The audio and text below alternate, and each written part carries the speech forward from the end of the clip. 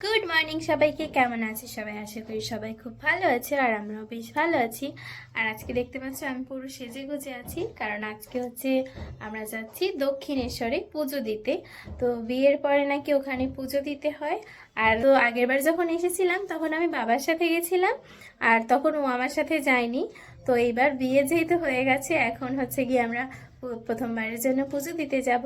বাজে 8:20 বেজে গেছে। তো যাই হোক, একদম পুরো রেডি। তো আজকে খুব সকালবেলা ঘুম দিয়ে উঠেছি, প্রায় 6টার মতো হবে। তখন উঠে স্নান করে আগে আমি ঘরের পুজোটা দিয়ে নিয়েছি, কারণ জানি না কখন আসবো। ওখান দিয়ে আবার অন্য কোথাও যাওয়ারও প্ল্যান আছে। তো এই তো আমরা রেডি হয়ে এরপরে বেরিয়ে পড়লাম। আর আমাদের বেরোতে বেরোতে প্রায় 8:30 বেজে গেছিলো, যেখানে আমাদের বেরোনোর কথা ছিল 8টার দিকে। যাই হোক, একটু দেরি হয়েই গেছে। আর আমাদের বাড়ি যেহেতু গড়িয়াতে, তাই আমরা একদম একটা মেট্রোতেই চলে যেতে পেরেছি।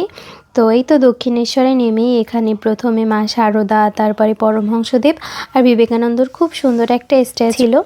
তারপরে নেমে একটু দাঁড়ালাম, আর ওখানে দাঁড়িয়ে দাঁড়িয়ে আমি মেট্রো স্টেশনটা দেখছিলাম, কারণ কি এই মেট্রো স্টেশনটা একদম মন্দিরের মতোই, মানে এর কারুকার্যটা করা, যদিও একটুখানি চূড়াটা দেখা যাচ্ছে। তারপরে এই তো আমরা স্কাই ওয়াকে উঠে গেলাম, ওখান দিয়ে একদম মন্দিরের গেটে চলে যেতে পারবো। তো এখান দিয়ে হাঁটতে খুবই সুন্দর লাগছিল, কারণ এই স্কাই ওয়াকটা অনেক সুন্দর। আর এখানে দাঁড়িয়েও আমি ছবিও তুলছিলাম। তো একটু হাঁটতেই সামনে কিছু স্টল দেখা যায়, যেখানে হচ্ছে তারা পুজোর সব সামগ্রী, তারপরে ডালা, এগুলো বিক্রি করে। তো এখান দিয়ে হেঁটে যাওয়াটা খুবই কষ্টকর, কারণ তারা এমনভাবে ধরে না, এমনভাবে বলে যে তোমার হাত ধরেছি, পা ধরেছি, প্লিজ একটা ডালা নিয়ে যাও। তো এগুলো শুনতে ভীষণ খারাপ লাগে, কিন্তু তবুও তাদের ইগনোর করাটাই বেটার, কারণ ভিতর দিয়ে তুমি যদি ডালা নাও তাহলে ওখানে তোমার ফোন আর জুতা দুটোই রাখতে পারবে, কারণ যেহেতু ফোন আর জুতো কোনোটাই মন্দিরে নিয়ে যাওয়া যায় না, তাই আমার মনে হয় ভিতর দিয়ে ডালা কেনাটাই ভালো। তো এই তো আমরা মন্দিরের ভিতরে ঢুকে পড়লাম। আর আমরা মেট্রো থেকে নেমে দেখছি যে এখানে বৃষ্টি হচ্ছে। রাতেই অনেক বৃষ্টি হয়েছিল, কিন্তু সকালেও যে থাকবে সেটা যাই হোক। আমি বাইরে দাঁড়িয়ে দাঁড়িয়ে মন্দিরটার একটু ক্লিপ নিচ্ছিলাম। দেখো কি সুন্দর, পুরো চোখটাই জুড়িয়ে যাচ্ছে। বাট ওরা আমাকে বকছিল যে তুমি আগে পুজোটা দিয়ে নাও, তারপরে যত ছবি ভিডিও করার পরে করে নিও। তো এই তো এরপরে আমরা চলে আসলাম আমাদের পুজোর ডালা নিতে। আমরা মোট 4টা ডালা নিয়েছিলাম, একটা আমার মা বাবার জন্য, একটা ওর মা বাবার জন্য, আর আমাদের পুরো ফ্যামিলির জন্য একটা, আর অভিধা নিয়েছিল একটা, এই মোট 4টা। তো এই তো এবার আমরা পুজো দিয়ে চলেও এসেছি। আর ওখানে ফোন যেহেতু একদমই অ্যালাউড না, তাই আমরা এই দোকানটাতেই রেখে গেছিলাম। খুব সুন্দরভাবে আমরা পুজো দিতে পেরেছি, আমি মাকে খুব ভালোভাবে দর্শন করতে পেরেছি। এর আগের বারে যখন আমি এসেছিলাম তখন কিন্তু এতই ভিড় ছিল যে আমি মাকে ভালো করে দর্শন করতেই পারিনি, মানে আমি দেখতেই পারিনি মায়ের মুখটা। কিন্তু আজকে আমার খুবই ভালো লেগেছে পুজো দিয়ে।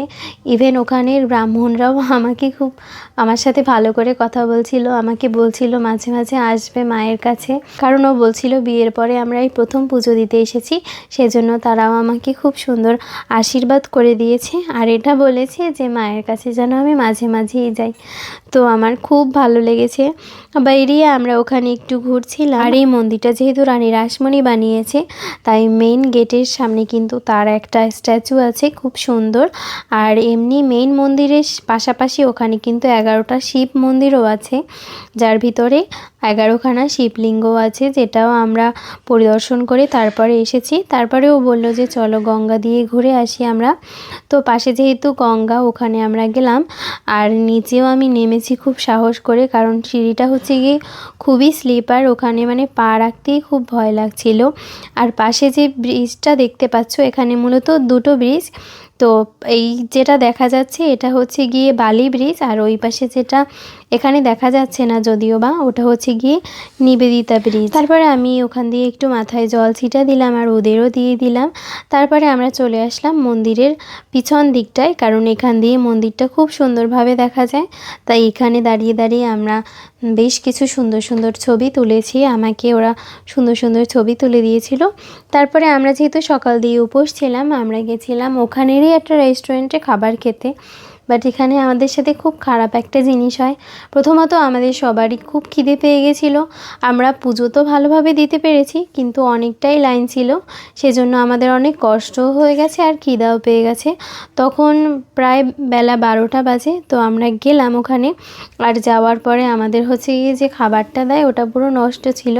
যে ভিডিওগুলো আমি আর করিনি কারণ ওখানে খুবই রাগারাগি হয়, ঝামেলা হয়, সেই জন্য। তো বাইরে বেরিয়ে আমরা একটা নর্মাল দোকান দিয়ে খাবার খেয়ে নিয়েছি, কচুরি আর ডাল। তারপরে ওখান দিয়ে যাওয়ার প্ল্যান হলো বেলুড় মঠে।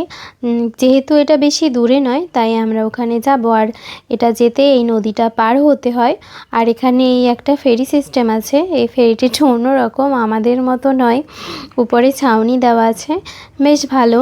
আর যেহেতু গঙ্গা নদীতে, এটা দেখতে খুবই সুন্দর লাগছিল। ওই ফেরিঘাটটা আমাদের অনেকটা টাইমই বসে থাকতে হয়েছে, কারণ এখানে দুটো ফেরি চলে আর সেটা 1 ঘন্টা পর পর। তো আমরা প্রায় আধা ঘন্টা মতো বসেছিলাম। তারপরে তো ফেরিতে উঠে বেলুড় মঠে চলে গেলাম। আর এখানে গিয়ে জানতে পারি যে বেলুড় মঠ এখন বন্ধ, কারণ ওটা সকাল 6:30টায় খোলে আর 11:30টায় অফ হয়ে যায়, আবার 3:30টায় খোলে, আবার সন্ধ্যা 7:30টা পর্যন্ত থাকে। তো আমরা যখন গেছি তখন প্রায় 2টো বাজে, সেই জন্য আমরা আর ওয়েট করিনি। আর তাছাড়া নাকি ভিতরে কাজ চলছিল, সেই জন্য ভিতরে ভালো করে দেখাও যায় না, সেই জন্য আমরা আবার ওখানে একটুখানি বসে আবার চলে আসলাম এই পারে, মানে দক্ষিণেশ্বরে। আর আমাদের এই টাইমে এত কষ্ট হচ্ছিল যে কি বলবো, বিশেষ করে আমার, কারণ যেহেতু অনেকটা টাইম দাঁড়িয়ে থাকতে হয়েছে, পুজোর জন্য লাইন দিতে হয়েছে, তো সেই জন্য। তো তবুও ফেরিটায় উঠে ভালো লাগছিল, কারণ বেশ হাওয়া দিচ্ছিল। তারপরে নদী দেখতে দেখতে দক্ষিণেশ্বরে আবার চলে আসলাম। আর এখানে বেরোনোর সময় একটা আচারের দোকান আছে, আর সেখান থেকে আমার বর বাঁশের আচার নিয়েছে। ভাই, যা আমি জীবনেও শুনিনি। বাঁশের আচার বলতে এটা হচ্ছে গিয়ে বাঁশকরলের আচার, যেটা খেতে আমার জঘন্য লেগেছে। আর আমরা এখানে চালতার মিষ্টি একটা আচার ট্রাই করছিলাম, যেটা এতই মিষ্টি যে কি বলবো। তো আমার ভালো লাগেনি, সেই জন্য আর আমি আনিনি, কারণ আমি যেটা ভেবেছিলাম এটা সেরকম না। এমনিতে সব আচারই আমার অনেক পছন্দ, কিন্তু এখানের এই যে দুটো আমি ট্রাই করেছি, দুটোর একটাও আমার পছন্দ হয়নি। আর একটা তো অবিশ্বাস্য আচার, যেটা আর কি বলবো। এটা নাকি ওর খুবই প্রিয় আচার। যখন কোনো মেলায় যাই আমরা, সেখানে গিয়ে আচারের দোকানে জিজ্ঞেস করে যে বাঁশের আচার আছে, আর দোকানের লোকেরা একটা অবাক দৃষ্টিতে ওর দিকে তাকায়। এই তো তারপরে ওখান দিয়ে বেরিয়ে আমরা একটা উবের করলাম, আর আমরা যাচ্ছি মধ্যমগ্রামে। তো আমার এই ভিডিওটা আজকে এই পর্যন্তই থাকলো। সবাই ভালো থেকো, সুস্থ থেকো, টাটা। দেখা হবে পরবর্তী একটা ভিডিওতে।